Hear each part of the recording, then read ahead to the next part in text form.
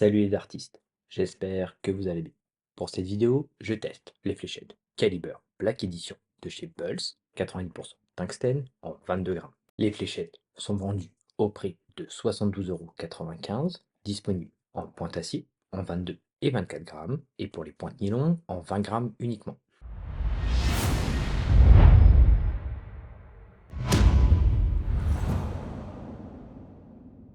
Je remercie Bulls de m'avoir envoyé ces fléchettes. Je vous mets le lien de leur site en description de vidéo si vous souhaitez découvrir leurs autres modèles et accessoires.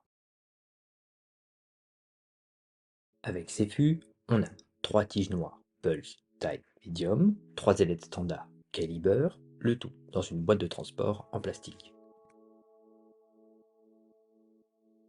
Pour ces fléchettes, le fût mesure 46 mm de long pour 7,12 mm de diamètre au plus épais, avec des pointes de 29 mm de long. On a un fût bombé et conique avec deux anneaux simples et des stries perpendiculaires au début, une partie droite avec une première zone de grippe composée de triangles en quinconce, puis le fût commence à s'affiner avec une partie lisse suivie d'une seconde zone de grippe composée de 5 anneaux simples et pour finir, une grande partie lisse en arrière avec le logo Bulls. Les fléchettes sont bien équilibrées avec ces tiges médium. Le centre de gravité se situe au niveau de la partie lisse entre les deux zones de grippe. Un 6 sur 10 pour le grip. Celui-ci est bon mais pas très intense. La sensation d'accroche au bout des doigts sera similaire que ce soit avec le grip avant ou le grip arrière. Le fraisage est bien réalisé car je sens bien les arêtes de chaque segment et anneaux sur le fût. Ma prise en main tombe pile sur la zone de grip arrière. Celle-ci est correcte, mais je profite d'un peu moins d'accroche. La partie conique juste avant me donne plus de poussée, ce qui compense un peu le manque de grip pour moi. Les pointes plus longues offrent un peu plus de visibilité, ce qui est plutôt appréciable avec ce fût plus épais. Les tiges médium apportent pas mal de stabilité et s'adaptent bien avec cette forme de fût. On a toujours de l'angle à l'arrivée, mais c'est correct. Mais on peut obtenir un angle plus plat avec un lancer plus puissant. Avec une prise en main en avant, c'est déjà plus confortable. Le grip n'est pas très intense, mais on profite quand même d'une meilleure accroche et de plus d'espace pour les doigts. La zone permet facilement une prise à 2 ou 3 doigts avec la possibilité d'un quatrième sur la pointe. J'obtiens un meilleur angle à l'arrivée qui fait gagner un peu en visibilité. C'est appréciable avec ce modèle assez large.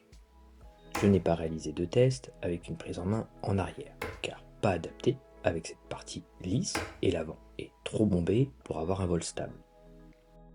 Passons au test complet.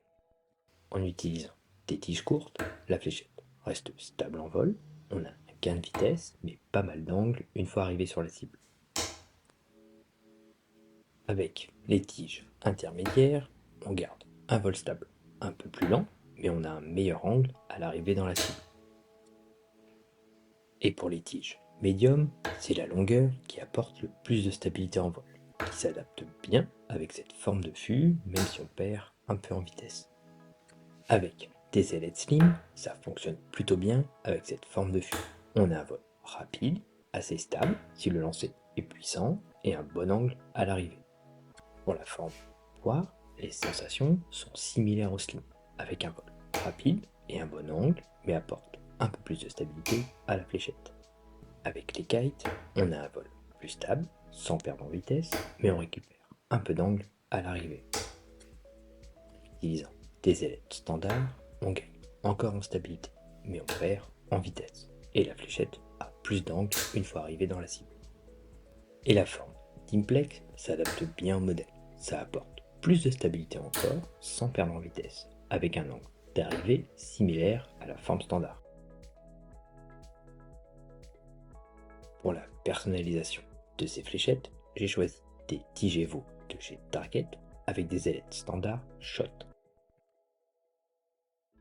Pour résumer, des fléchettes d'une belle esthétique, avec un beau revêtement et un grip bien réalisé. Mais c'est un modèle qui ne peut pas correspondre à toutes les prises en main. L'optimal restant une prise en main avant pour profiter au mieux de l'espace sur le fût et de l'accroche.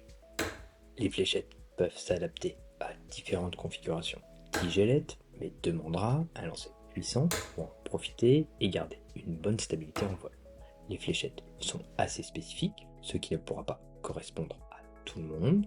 Il est préférable d'avoir une prise en main bien définie et un lancer puissant pour se diriger vers ce type de modèle. Merci d'avoir regardé cette vidéo et merci à Bulls.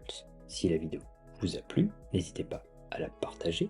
Pour ceux qui me découvrent, n'hésitez pas à vous abonner pour me soutenir et ne pas louper les prochaines vidéos. A bientôt. Hey, tu es resté jusqu'au bout? Merci à toi. Un petit message pour annoncer que ces fléchettes sont à gagner. Pour participer, il suffit d'être abonné publiquement à la chaîne et de laisser un commentaire sous cette vidéo. Bonne chance à toi et à très vite.